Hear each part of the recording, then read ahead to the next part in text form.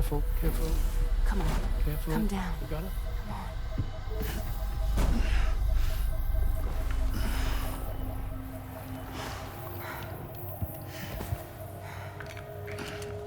Thanks. This is what happens when she has nightmares, it seems. There are those who connect with the beach during REM sleep, allowing a tremendous amount of chiralium to flow into their bodies.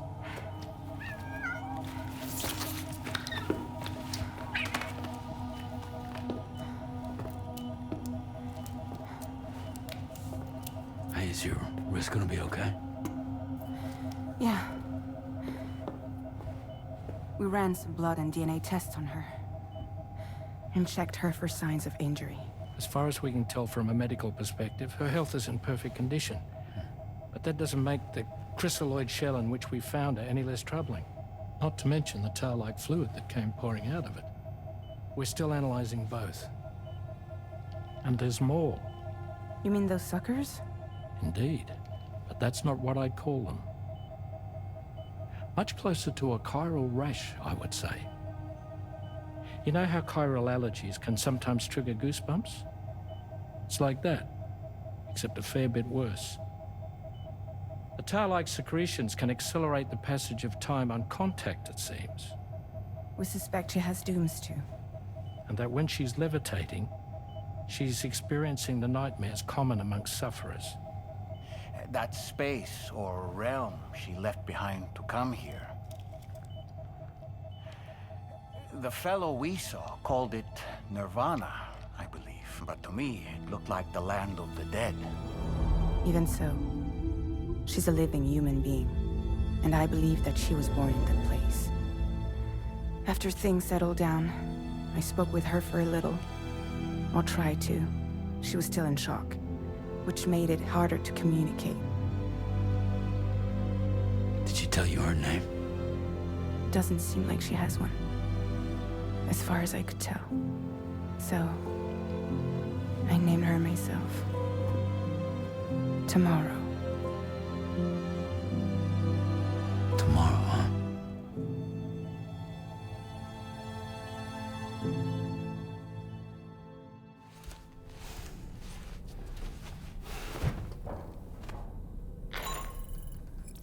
Sam, it's Charlie. We've recently received a report of brigands engaging in suspicious activity to the west. I'm sure you'd like to push on, but I don't think we can afford to ignore this. Please access the DHV Magellan's delivery terminal to undertake this main order.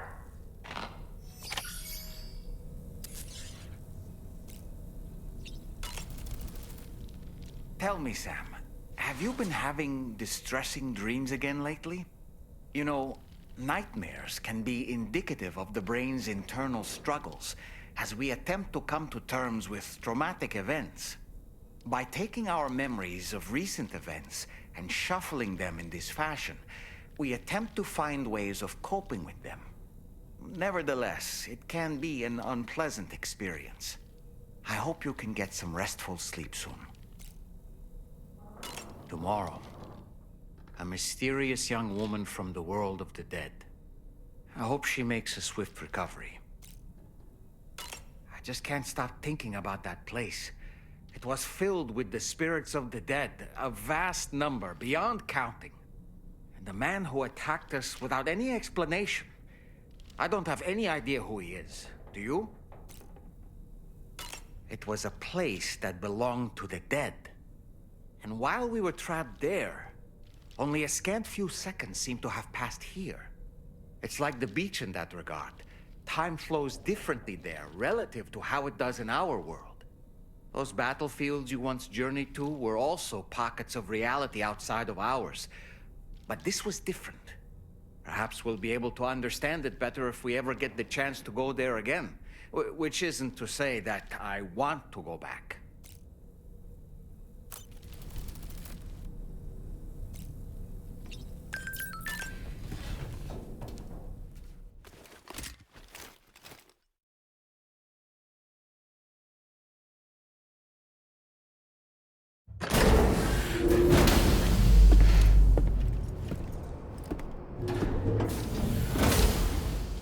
Before I forget, Sam, It seems you left some cargo behind outside the Northern Environmental Observatory, where the tar bubbled up before we were whisked away to the other side. You remember all that excitement, yes? Anyway, Tarman was kind enough to collect your cargo for us. It's been placed in your private locker aboard the DHV Magellan.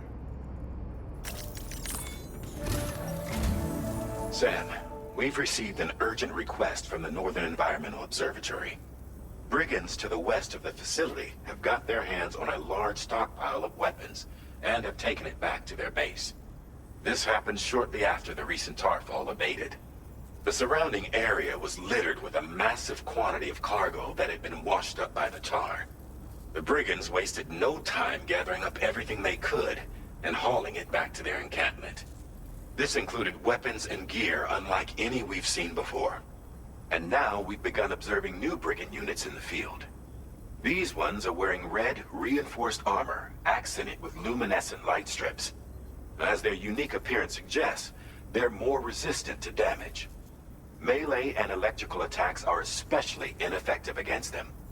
These units have clearly been outfitted for close quarters combat, and their sudden deployment is troubling to say the least. Their presence likely indicates that the brigands are gearing up for a raid of some sort. And if we ignore this development, the brigands could use their new toys to attack the observatory, and there's no telling what might happen then. So we need to seize all of them before they have a chance to do so. Moreover, the latest data from the observatory strongly suggests an explosion of some sort occurred just beneath the Earth's surface not long ago. APAS analyzed the shockwave and has concluded that it is consistent with the type produced by ground-penetrating ordnance. This leads us to believe that the cargo the brigands secured may have included powerful explosive material. Directly assaulting the brigands using firearms risks triggering these devices, and we cannot predict how that would affect the region. Any sort of catastrophic explosion may also have an adverse impact on the tar currents. It is therefore critical that you avoid combat and secure the cargo without alerting them if possible. I implore you to take on this main order, Sam. And soon.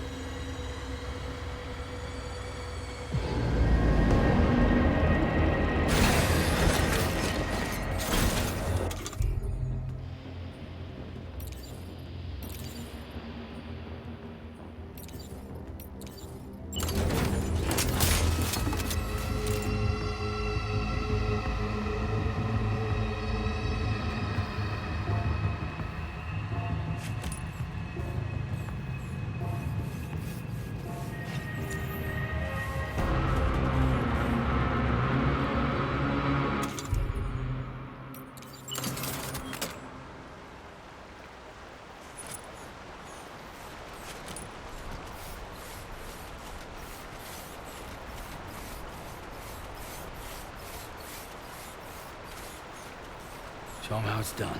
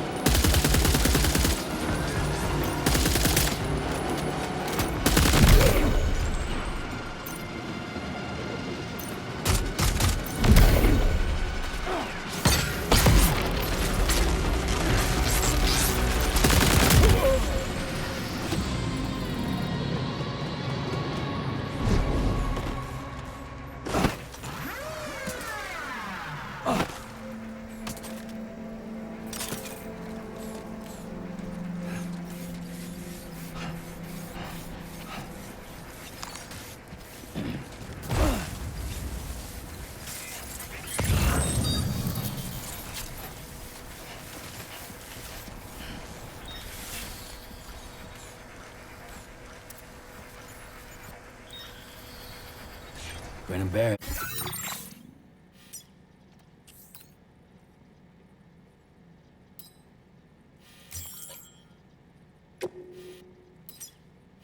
Commencing route creation. Delivery route finalized.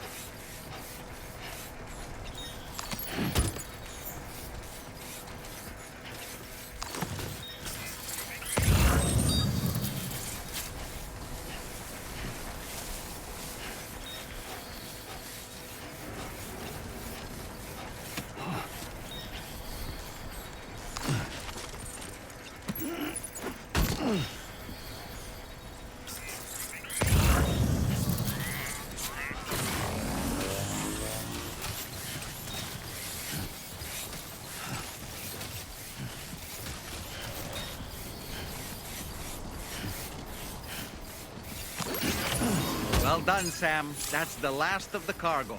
Let's head to our destination and make the delivery.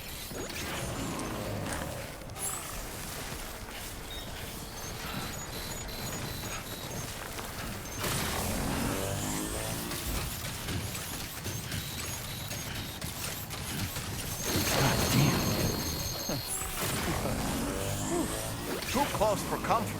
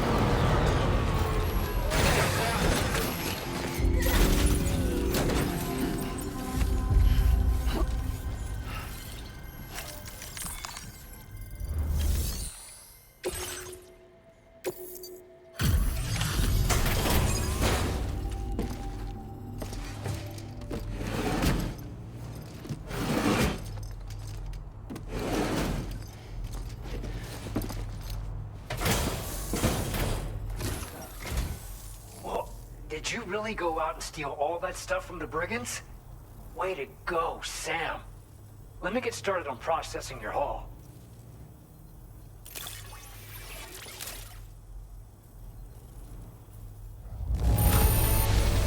I can't find a single scratch on any of this stuff. You truly are one of a kind. You have accomplished so much, done things only you could have done. We want you to have this data as thanks.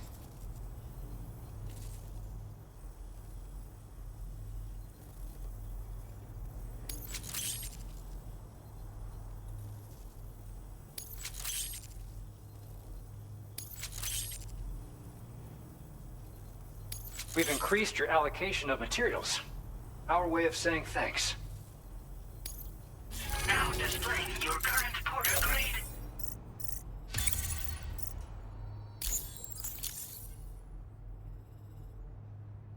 The guidepost data we just shared with you is great for making landmarks to prevent people from getting lost, even at night. And when you do place them, you'll find they're useful not only for getting your bearings, but also for creating routes that will facilitate travel for everyone. Aside from that, we've also made it so you can now use your PCC to fabricate bridges up to 80 meters in length. The rivers ahead of you are prone to flooding, so I imagine extra long bridges will be especially handy. Oh, and Sam, there's actually one other thing I wanted to talk about. Call it a little insight into the cargo you recovered on our behalf. It included a device I believe you guys have taken to calling a chiral jammer. These jammers are capable of disrupting the flow of local tar currents. In addition, you also recovered some explosives modded to be able to penetrate the ground and detonate within the tar. This would destabilize the currents over a large area. Needless to say, both these items could have been used to deliver an enormous blow to the chiral network. In other words, we've really dodged a bullet. But what I'd like to know is why this tech wound up in their hands in the first place. Can't chalk it up to pure chance. Honestly, it's almost like those brigands knew in advance that the tar was hiding cargo. We've got to consider the possibility that someone gave them a heads up. Food for thought on the road ahead. Excellent work, Sam. You'll be happy to hear that tomorrow's regained consciousness. Once you're back on board the DHV Magellan, you should see for yourself. Order completed. Well done.